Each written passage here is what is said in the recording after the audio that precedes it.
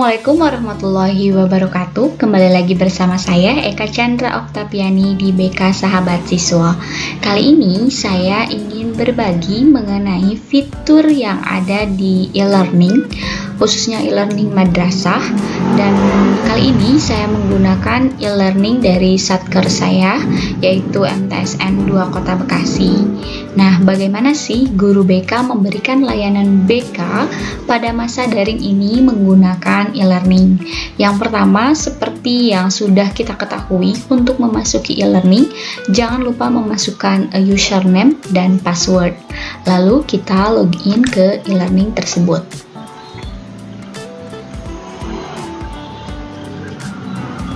Nah, setelah muncul, ini dilewati saja. Di sini kita langsung, di sini ada tulisan Anda sebagai guru BK.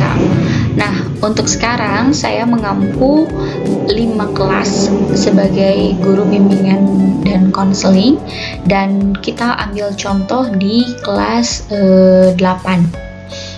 Kita klik kelas 85. Nah, di sini ada standar kompetensi KI, KD, sikap spiritual dan sosial. Nah, pengisian standar kompetensi ini dilakukan oleh wali kelas yang bersangkutan. Nah, selanjutnya data 85, data siswa 85.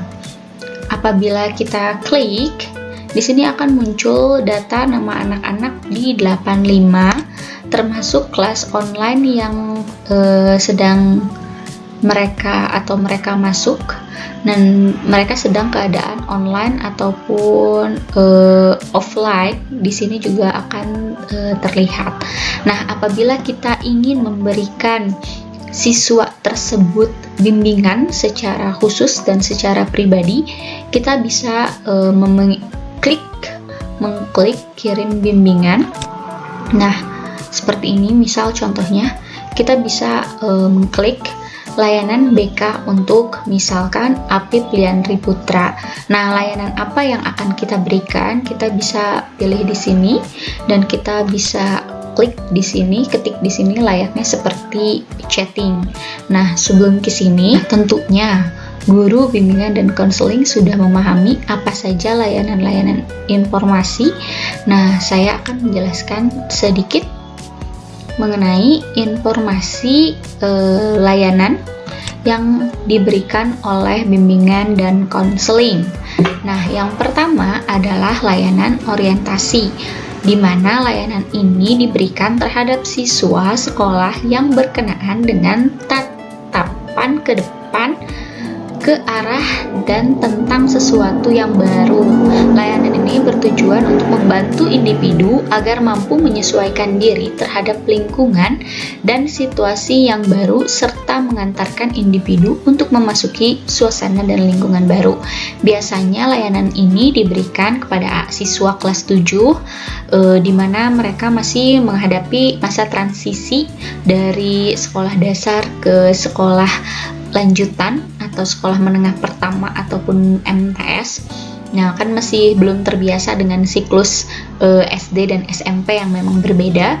Terus juga layanan ini juga diberikan kepada teman-teman atau siswa-siswa yang beranjak dari kelas 7 ke 8, 8 ke 9, karena menemukan teman-teman baru, lingkungan baru, dan siklus pembelajaran juga yang berbeda.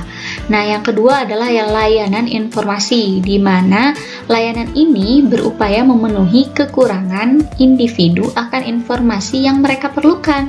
Tujuan layanan ini adalah agar siswa mengetahui informasi yang selanjutnya dimanfaatkan untuk keperluan hidupnya sehari-hari dan perkembangan dirinya.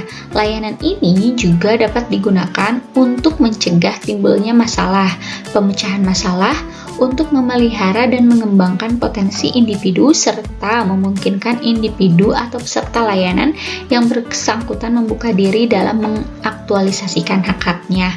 Misalnya, layanan informasi ini diberikan kepada para siswa berdasarkan layanan pribadi, sosial, karir, ataupun belajar. Nah, itu diberikan oleh guru bimbingan dan konseling.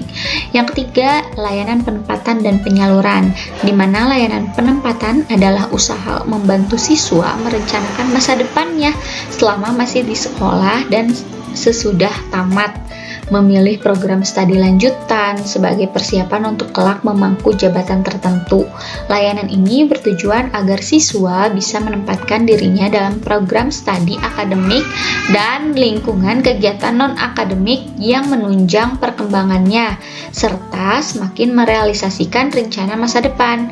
Selain itu, layanan ini juga bertujuan agar siswa memperoleh tempat yang sesuai untuk mengembangkan potensi dirinya. Nah, misalkan teman-teman ingin melanjutkan studi lanjutan, masih kebingungan nih, apakah mau memilih SMA atau SMK, terus jurusan apa nih kira-kira yang cocok, IPA atau IPS, atau misalkan di SMK nih, apakah harus ke teknik, atau misalkan keperawatan, dan lainnya. Selain itu juga misalkan teman-teman siswanya bingung nih, kita mau masuk kemana ya, mau ekstrakurikulernya yang disesuaikan dengan minat dan bakat kita, apakah kita masuk atau memilih sepak bola misalkan, pramuka kah, paskibra kah, apa sesuai dengan minat dan bakat kita. Nah, BK bisa memberikan layanan penempatan dan penyaluran ini. Yang keempat adalah layanan penguasaan konten, di mana layanan ini merupakan suatu layanan bantuan kepada individu, baik sendiri maupun kelompok, untuk menguasai kemampuan atau kompetensi tertentu sesuai kegiatan belajar. Tujuannya agar siswa menguasai aspek konten atau kompetensi tertentu secara integrasi, mengarahkan penilaian dan sikap menguasai cara-cara tertentu dalam rangka memenuhi kebutuhan dan mengatasi masalah-masalahnya. Nah, yang kelima, layanan konseling perorangan. Layanan konseling perorangan ini adalah layanan yang dilaksanakan oleh seseorang pembimbing atau konselor terhadap seorang klien dalam rangka pengentasan masalah pribadi klien. Tujuan dari layanan ini agar klien memahami kondisi dirinya sendiri, lingkungannya, permasalahan yang dialami, kekuatan dan kelemahan dirinya sehingga klien mampu mengatasinya. Di layanan konseling perorangan ini, teman-teman bisa curhat mengenai permasalahan pribadi kalian. Apakah kalian misalkan pengen cerita mengenai kenapa ya saya itu benar-benar susah untuk bergaul misalkan, atau saya punya masalah dengan teman, atau saya punya permasalahan dengan orang tua, dan ya seperti itu juga kalian bisa komunikasikan dengan guru BK. Selanjutnya ada layanan konsultasi, di mana layanan konseling yang dilaksanakan oleh konselor terhadap seseorang konsulti yang memungkinkan dirinya memperoleh wawasan, pemahaman, dan cara-cara yang perlu dilaksanakan dalam menangani kondisi atau permasalahan pihak ketiga.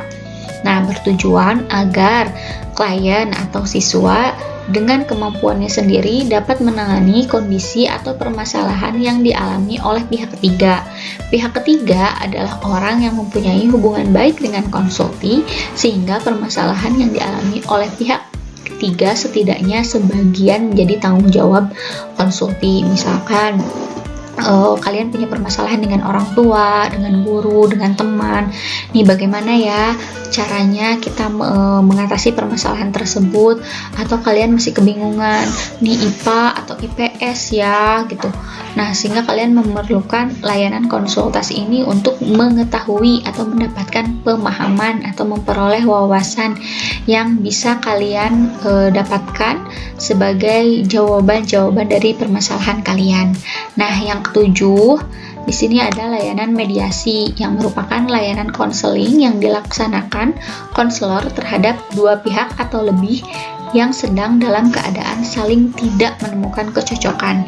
Layanan ini bertujuan agar tercapainya hubungan positif dan kondusif antara klien atau pihak yang bertikai dan atau bermusuhan. Nah, layanan-layanan ini bisa diberikan kepada siswa-siswi melalui layanan BK Siswa. Nah, apabila kita klik layanan BK siswa di sini. Nah, ini contohnya ya. Untuk di layanan BK siswa ini, yang masuk ke layanan BK siswa ini adalah anak yang memang memerlukan bantuan. Ini contoh ya. Ada Nur Sabila Ajariyah dari 85 nih. Ini dia memerlukan layanan konseling perorangan. Nah, di sini muncul pesannya dan guru BK di sini bisa klik balas untuk membalasnya. Contohnya seperti ini ya. Dia memerlukan layanan konseling perorangan, karena apabila dilihat di sini kan layanan konsultasi orientasi min, informasi min, dan di sini terdapat 2 notif di layanan konseling perorangan. Nah, seperti ini.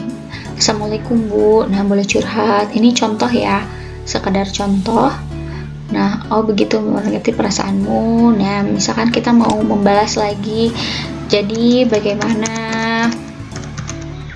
Sorry, caps lock semua.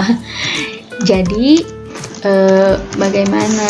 Apakah masalahnya sudah selesai? Misalkan.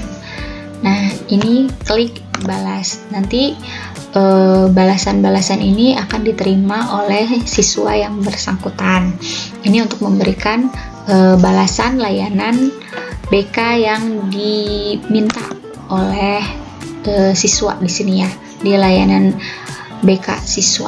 Di layanan BK siswa ini masuk, nanti mereka yang pilih sendiri. Nah, untuk layanan BK anonim,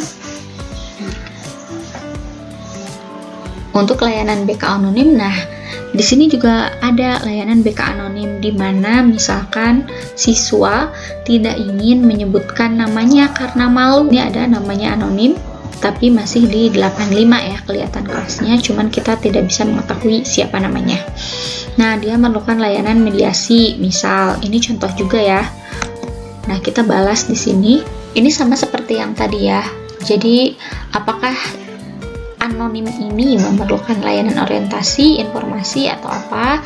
Nah, di sini ada notifnya, dia perlu layanan mediasi. Kita bisa klik di sini, nanti muncul, Assalamualaikum Bu, saya berantem sama A, misalnya saya takut untuk melapor dia, gitu. Kita bisa balas di sini, misalkan Waalaikumsalam,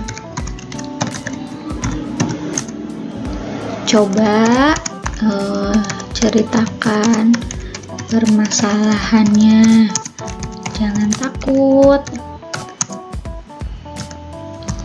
insya Allah Ibu akan membantumu. Nah, ini kita balas, nanti akan masuk ke langsung akan masuk ke anonimnya tersebut, seperti itu. Nah, ini laporan layanannya nih, jumlah kasus atau jumlah konsultasi yang sudah kita lakukan di 85 ini. Ini contohnya jumlah konsultasinya ada 2, jumlah balasannya 2 kali, layanan konsultasinya 1, jumlah balasannya 1. Oh iya, untuk layanan BK anonim ini balasannya tidak bisa muncul ya. Maksudnya dia balasannya akan muncul terhadap orang tersebut, tapi tidak muncul di layar percakapan gurunya, seperti itu. Kecuali nanti kalau misalkan dia baca, nanti kita akan cek selanjutnya ya. Ini di bagian kita guru BK memberikan tanggapan atau memberikan layanan bimbingan konseling melalui fitur e-learning. Sekali lagi, kalau misalkan kita ingin memberikan layanan khusus secara pribadi langsung terhadap siswa, itu kita bisa klik di data siswa di sini, lalu kita bisa search nama anaknya. Nah, kita bisa search nama anaknya, siapa yang akan kita berikan bimbingan, lalu kita kirimkan bimbingan gitu, serta kita pilih bimbingan apa yang akan kita kirimkan terhadap yang bersangkutan. Seperti itu. Terima kasih teman-teman. Ini sekilas bagaimana kita melakukan layanan bimbingan konseling pada web e-learning madrasah khususnya, dan kita tetap bisa memberikan layanan bimbingan dan konseling meskipun dalam keadaan pandemi ini atau dalam kegiatan pembelajaran dalam jaringan ini. Sekian dari saya. Assalamualaikum warahmatullahi wabarakatuh.